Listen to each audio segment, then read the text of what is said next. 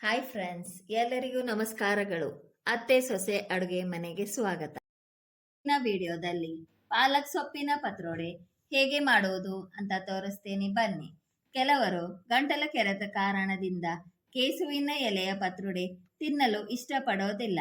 ಆದ್ದರಿಂದ ಅವರಿಗಾಗಿ ಈ ಪಾಲಕ್ ಸೊಪ್ಪಿನ ಪತ್ರೊಡೆ. ಈ ಪಾಲಕ್ ಸೊಪ್ಪಿನ ಪತ್ರೊಡೆ ಮಾಡುವುದಕ್ಕೆ ಬೇಕಾಗುವ ಸಾಮಗ್ರಿಗಳು: ಪಾಲಕ್ ಸೊಪ್ಪು 2 ಕಟ್ಟು, ಕಡಲೆ ಹಿಟ್ಟು 2 ಕಪ್ಪು, ಜೀರಿಗೆ, ಅರಿಶಿನ, ಹವಿಸ್ ಪುಡಿ, ಕರಿಬೇವು, ಉಪ್ಪು, ಹಸಿಮೆಣಸಿನಕಾಯಿ, ಇಂಗು, ನಿಂಬೆಹಣ್ಣು. ಈಗ ಮಾಡುವ ವಿಧಾನ ನೋಡೋಣ, ಬನ್ನಿ. ಮೊದಲಿಗೆ ಒಂದು ಪಾತ್ರೆಯಲ್ಲಿ ಕಡಲೆ ಹಿಟ್ಟು, ಹವಿಸ್ ಪುಡಿ ಸ್ವಲ್ಪ,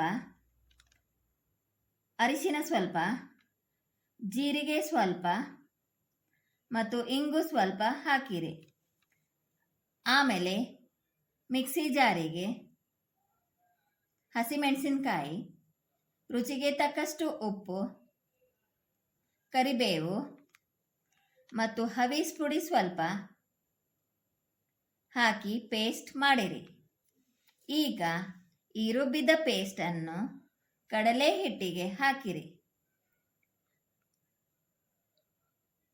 ಅರ್ಧ ನಿಂಬೆ ಹಣ್ಣಿನ ರಸ ಮತ್ತು ಸ್ವಲ್ಪ ನೀರು ಹಾಕಿ ಚೆನ್ನಾಗಿ ಮಿಕ್ಸ್ ಮಾಡಿರಿ.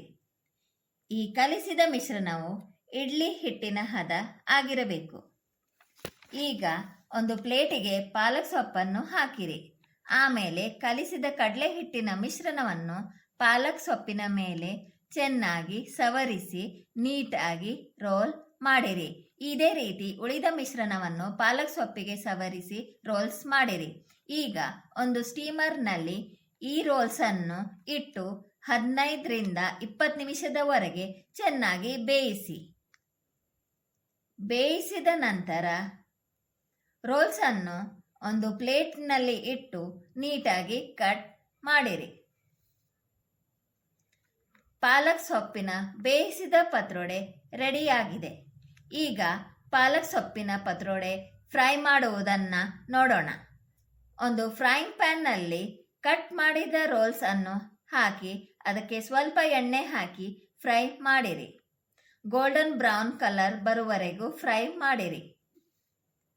ಪಾಲಕ್ ಸೊಪ್ಪಿನ ಪತ್ರೊಡೆಯಲ್ಲಿ ಬೇಯಿಸಿದ ಹಾಗೂ ಫ್ರೈ ಮಾಡಿದ ಪತ್ರೊಡೆ ರೆಡಿಯಾಗಿದೆ. ಈ ವಿಡಿಯೋ ಇಷ್ಟ ಆಗಿದ್ದರೆ ಲೈಕ್, ಶೇರ್ ಆ್ಯಂಡ್ ಸಬ್ಸ್ಕ್ರೈಬ್ ಮಾಡಿರಿ. ಮುಂದಿನ ವಿಡಿಯೋದಲ್ಲಿ ಮತ್ತೆ ಸಿಗೋಣ. ಎಲ್ಲ ವೀಕ್ಷಕರಿಗೂ ಧನ್ಯವಾದಗಳು. Take care.